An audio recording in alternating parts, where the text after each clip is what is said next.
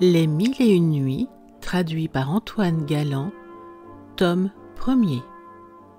Nuit 146. Mon frère, continua le barbier, eut du travail pour 5 ou 6 jours à faire 20 chemises pour le meunier, qui lui donna ensuite une autre pièce de toile pour en faire autant de caleçons. Lorsqu'ils furent achevés, Bacbouc les porta au meunier, qui lui demanda ce qu'il lui fallait pour sa peine, sur quoi mon frère dit qu'il se contenterait de 20 drachmes d'argent. Le meunier appela aussitôt la jeune esclave et lui dit d'apporter le trébuchet pour voir si la monnaie qu'il allait donner était de poids. L'esclave, qui avait le mot, regarda mon frère en colère, pour lui marquer qu'il allait tout gâter s'il recevait de l'argent. Il se le tint pour dit, il refusa d'en prendre, quoiqu'il en eût besoin et qu'il en eût emprunté pour racheter le fil dont il avait cousu les chemises et les caleçons. Au sortir de chez le meunier, il vint me prier de lui prêter de quoi vivre, en me disant qu'on ne le payait pas. Je lui donnai quelques monnaies de cuivre que j'avais dans ma bourse, et cela le fit subsister durant quelques jours. Il est vrai qu'il ne vivait que de bouillie, et qu'encore ne mangeait-il pas tout son sou. Un jour, il entra chez le meunier, qui était occupé à faire aller son moulin, et qui, croyant qu'il venait lui demander de l'argent, lui en offrit. Mais la jeune esclave, qui était présente, lui fit encore un signe qui l'empêcha d'en accepter, et lui fit répondre au meunier qu'il ne venait pas pour cela, mais seulement pour s'informer de sa santé. Le meunier l'en remercia et lui donna une robe de dessus à faire. Bacbouc la lui rapporta le lendemain. Le meunier tira sa bourse. La jeune esclave ne fit en ce moment que regarder mon frère.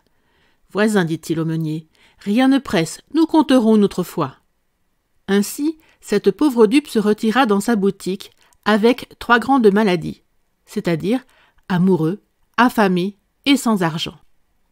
La meunière était avare et méchante. Elle ne se contenta pas d'avoir frustré mon frère de ce qui lui était dû. Elle excita son mari à tirer vengeance de l'amour qu'il avait pour elle, et voici comme ils s'y prirent. Le meunier invita Bacbouc un soir à souper, et après l'avoir assez mal régalé, il lui dit « Frère, il est trop tard pour vous retirer chez vous.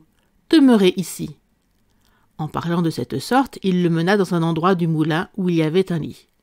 Il le laissa là et se retira avec sa femme dans le lieu où ils avaient coutume de coucher. Au milieu de la nuit, le meunier vint trouver mon frère. « Voisin, lui dit-il, dormez-vous? Ma mule est malade, et j'ai bien du blé à moudre. Vous me feriez beaucoup de plaisir si vous vouliez tourner le moulin à sa place. » Bacbouc, pour lui marquer qu'il était homme de bonne volonté, lui répondit qu'il était prêt à lui rendre ce service, qu'on avait seulement qu'à lui montrer comment il fallait faire. Alors le meunier l'attacha par le milieu du corps, de même qu'une mule pour faire tourner le moulin, et lui donnant ensuite un grand coup de fouet sur les reins. « Marchez, voisin, lui dit-il. »« Et pourquoi me frappez-vous » lui dit mon frère. « C'est pour vous encourager, répondit le meunier, car sans cela ma mule ne marche pas. » Bacbouc fut étonné de ce traitement, néanmoins, il n'osa s'en plaindre. Quand il eut fait 5 ou 6 tours, il voulut se reposer.